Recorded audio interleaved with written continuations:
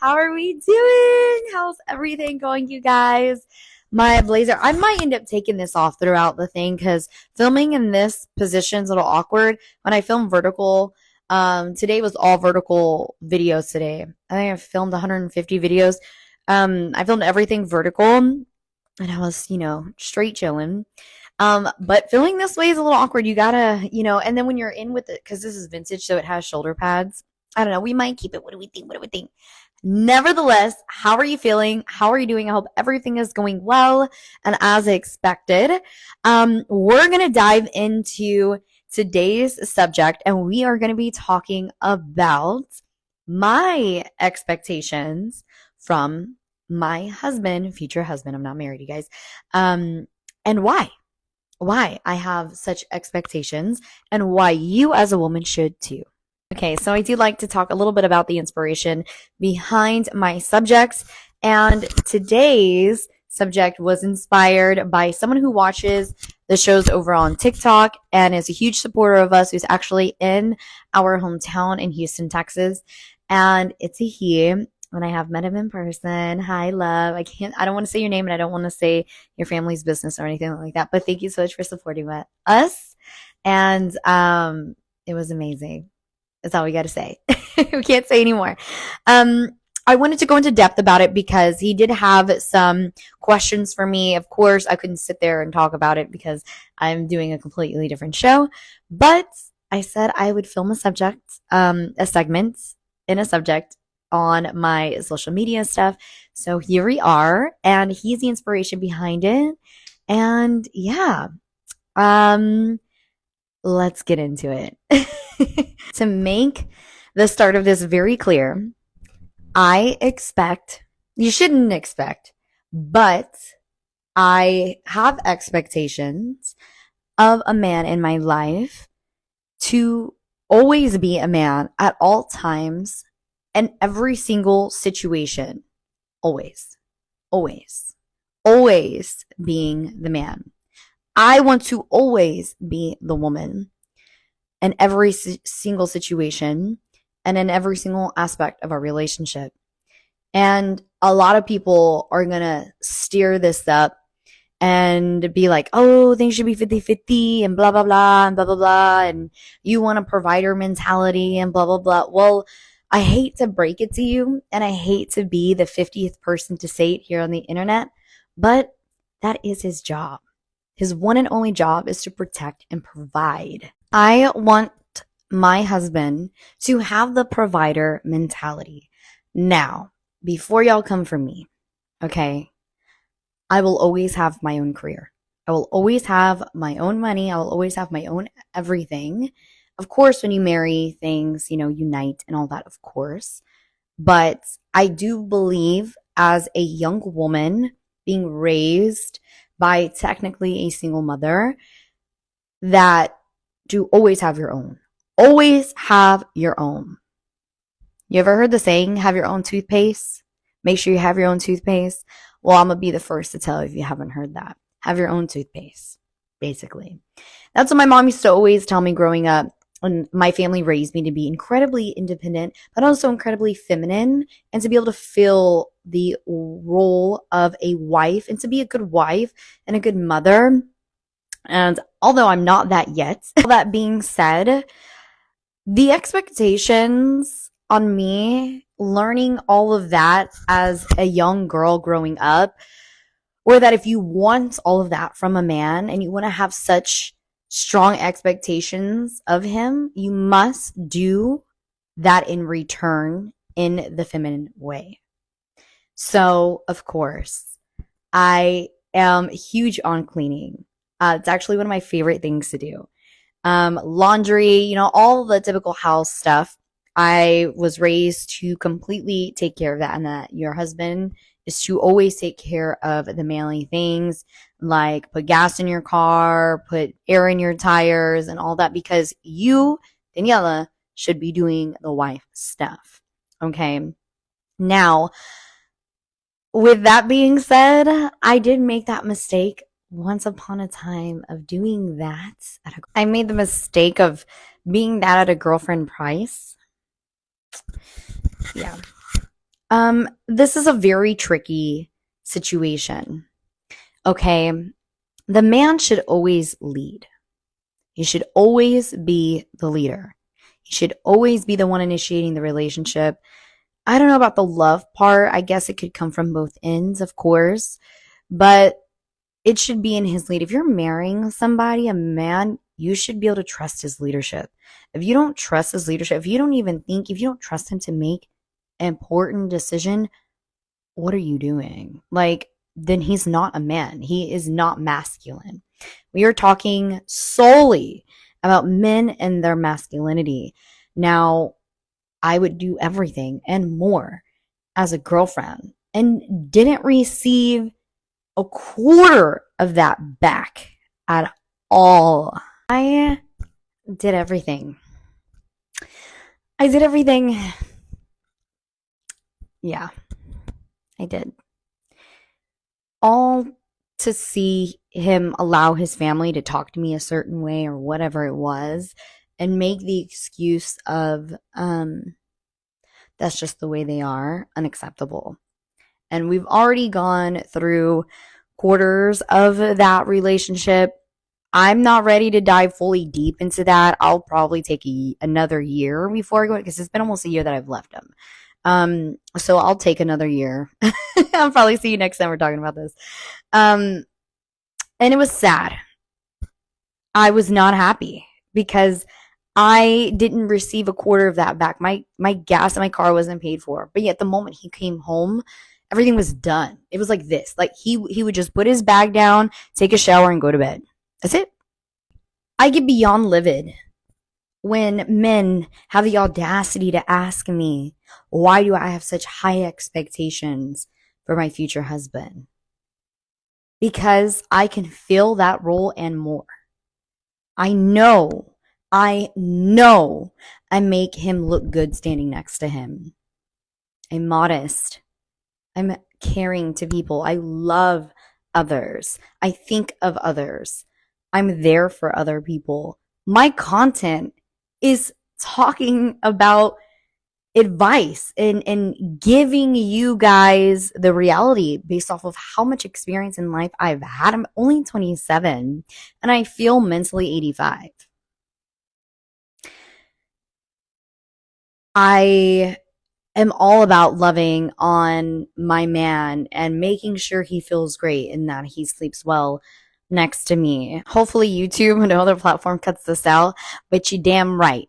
I will have those high expectations. He better have the protector mentality and he better have the provider mentality. Now, I'm not saying I want a man to supply my life. That's not what I'm saying.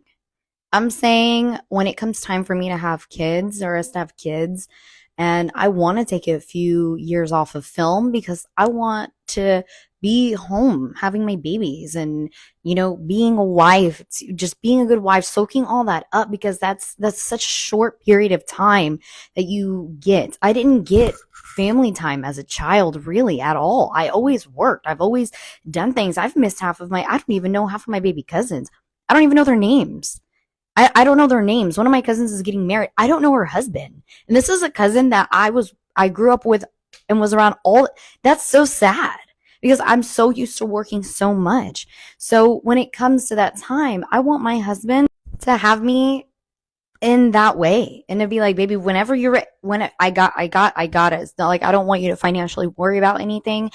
I got you. I got our kids. Like, just don't, I want to be, that's how it should be. That's how it should be. You should be relaxed as a woman in your relationship. Your man should be caring. But you as a woman need to be taking care of him too in that house because this is the twist on it all. And I'm sorry, a lot of women have this mentality of take and never give. I'm sorry, but what you put out is what you get back. If you put 1% out and you're expecting 110, laugh yourself to sleep because how would you expect a man to treat you like a queen when you don't treat him like a king? Growing up, my grandfather held that standard. My dad who raised me held that standard. Those men showed up and stepped up to the plate. They showed how men are supposed to hit the ball. They showed how to win the game. They showed me what I need to always expect from my husband. And that is a standard, because I know what I have as a woman. I know what I give and bring to the table, and I know what I can carry. I am all about my husband taking the risk. I'm going to be strong enough. Clearly, you can see the life I had growing up. You can see everything that I've been through. Of course, I can handle a man in entertainment. I can handle a man in business. I can handle a lot. And I'm only speaking for myself. I'm only speaking for myself. And I want to always be in my feminine energy. I always want to be the wife. I don't want to have to think. I don't want to have to think about bills. I don't want to have to think about any of that. That's why I worked so hard in my career, because I want that to be second. I don't want those things that most men depend on the woman to worry about and do. I think if you're not in the mentality of a provider and a protector as a man, there's something off. Now, some of you might come for me and be like, oh, well, the times are different. Time has nothing to do with you being a man. Nothing has time with you being a woman. I'm tired of the excuses. Come for me about the gender roles. Come for me. Come for me. Come for me. I want you to come for me. I want you to bash me about it. The times have nothing to do with you filling your shoes. Nothing. There's no, this is a different era, blah, blah, blah. No. Men will always be men, right? Women will, that hasn't changed. It hasn't changed. So don't come for me. Men cannot produce the way we can. So, doesn't matter the times. Times doesn't matter. I always want my man to be in his masculine energy at all times and always be that, of course. I know how to treat a man. I know what they want and expect from me. Now, I did make the mistake of giving a little too much, a little too early. So learn from that, ladies, okay? Make sure you're in the relationship and that you got what you want you get, okay? But, in my past relationships, I did have rings. I had rings in all of them besides one. I'm going to hurt a lot of people's feelings when I say this. I don't want a partner. I want a husband. Let's go into a little bit of the things my grandfather and my dad did. I have been working for 21 years. I have always worked. I've always had a schedule. I was always in sports. I was always in clubs in school and all that stuff. I always had a job and a purpose in front of me at all times. With that being said, my grandfather always gave me money. My dad always gave me money. The last time I saw my dad in person, I was leaving to university and he gave me $900 cash and said, Mija, wish you the best, have fun, work hard, and I'll see you when you get home. The empire that was left to me from my grandfather, his last, I want to say, statement, his last few statements to me were always, I want you to be set. And you deserve to have everything in the world that you want. Anything and everything you want because you work hard for it and because of who you are and blah, blah, blah. And before my grandfather was murdered, a year and a half prior, he informed me of a black box in his room. He said, this black box, if anything were to happen to me, in that black box, you were set for life. You'll never have to work again. But he knows his granddaughter will always work, no matter what. Always. Of course, the sad story goes, was that the empire was completely stripped from me. From his ex-wife, my grandmother, my own brothers, and family, immediate family.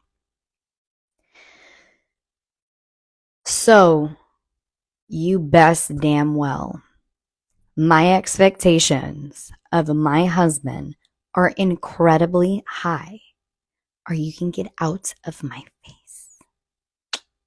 All right?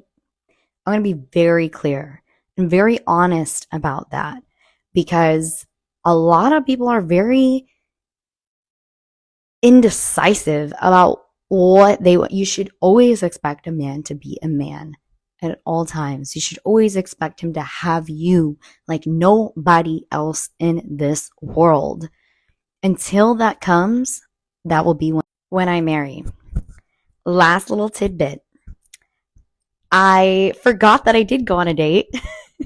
Actually went on a couple of dates a while back. And one of them was with a cowboy who's no, I don't think he's 11 years older than me. He's 37 now. I guess he'll be 30 this year.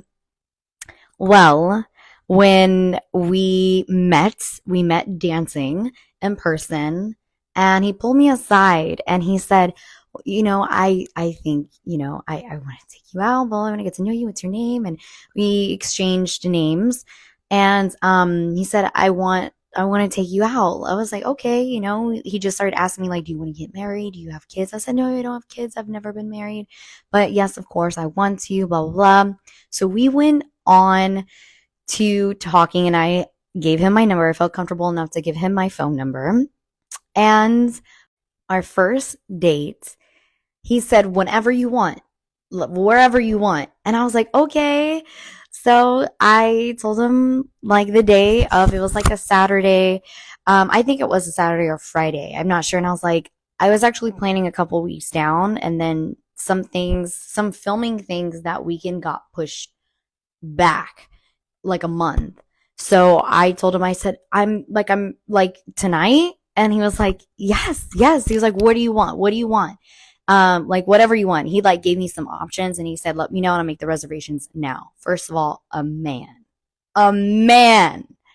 Okay. I told him what I want. He made the reservation. He said, I'll see you at this time. Okay. So he said, I'll pick you up at a certain time. He gets here and he's like 10 minutes late, and he's like, I'm so sorry. And he pulls from behind his back, and it's flowers, but like a custom bouquet of flowers.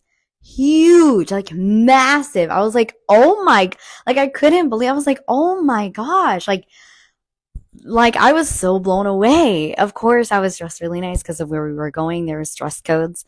And he looked incredible and everything. And we went on the date, and we were there. I'm not even kidding you, for 4 hours. We just talked about the things that we wanted and the things that we expect out of our spouses and all of that. And things went so incredibly well. And you want to know what he told me? He said, well, whenever you're ready to have babies, you don't have to work. So you don't have to work. Like I got everything. He said also, like, because at the time, I was talking about like cars and stuff like that. He was like, if we were married tomorrow, I'd buy you your car cash in your name. And he said, I want to see you again. And we went out again. And we went to a few spots. He showed me where he lived and all this stuff. He wanted to buy a ranch, but he had like a big home, big property and everything. Showed me everything and took me into his house and everything. Showed me everything. I was like, oh my gosh, like this is like what my grandfather would have wanted for me. This is what my father would have wanted for me, because they held that standard, that exact same standard. I didn't have to worry about anything around them. I didn't have to think about them. I have a career because of them, because they saw something in me. And to see like a man that could possibly be my husband do the same thing and say, insurance, I got you everything, like hand and foot, because he could already see the type of woman that I am. And he could tell by my lifestyle that I was the type of wife he wanted, that he knew that I would think about him. He knew that I would spoil him. He knew that I would randomly buy like his favorite things at the store every time I go to the store and stuff like that. Like he knew. He just read straight through me the way I read straight through him. And that's the way it should be, ladies. That's the way, that is how it should be. It was the most beautiful thing. Where it wasn't right for me was that he wanted kids in the next year, and a year or 2 years and less. And I said, I'm sorry, I can't do that right now. Like, I'm just so in love with my career. I will compromise 4 to 6 years, but it's too soon for me right now. And that's where we politely ended it. And incredible, smart man, self-made, in civil engineer. He actually played in the NFL. And two of his cousins play in the NFL currently. And yeah, I mean, he was like, this year, like, you can pick out your own ring, all that stuff.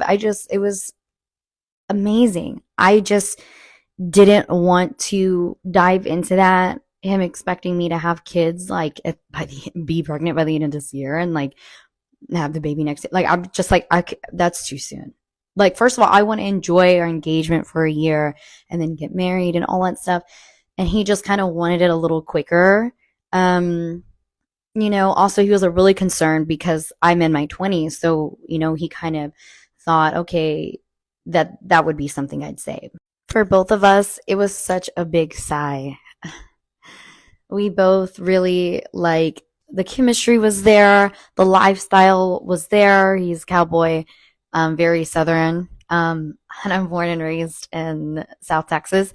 So yeah, everything aligned. I didn't want to do that to him. I didn't want to lie to him. I have integrity. I didn't want to say, sure, and then jump on the plane and be like, oh, wait, no, I don't want to do that to him. And he was so sweet about it all. He said, I understand. And he said, if you change your mind, you have my number. And of course, throughout the following month or so after that, I called him, I checked on him, I FaceTimed him to see if he was okay, because he's like, I'm going to go find my wife. And I was like, yeah. So that was that. And he told me, don't settle for less. Get what you want. That, my friends, is my expectations. Yeah. I just have them really high. And I can only speak for myself because I know what I bring also to my future relationship, and what I have brought to my relationships in the past. And I always felt like I wasn't getting what I deserved and what I should have held more to those standards. I don't want a partner. I want a husband. And that's it. So I hope you enjoyed this segment. I know it's a little longer than usual, but I hope I answered your questions. Of course, maybe on a podcast, hint, hint, we can go into depth as to a little bit more why on everything. Maybe I'll extend this segment. You never know. I might get a ton of questions on this, and then I'll have to film extensions. So you never know. If you have any questions, let me know. If you have any questions about my grandfather, the empire, and all that stuff like that, and everything, yeah, of course, like I said, my dad, my grandfather, yeah, if you're not following in line, get out of line. That's basic. I'm sorry. That's just what it is. I can only speak for myself. Here. But it doesn't mean you ladies expect less either. Okay. But yeah, I love you guys so much. Be good to one another. Be kind to one another. Love one another. If you have any questions, comments, concerns, let your girl know. And until next time, be safe. Have fun. Keep it going. And I love you guys so much. I'll see you next time.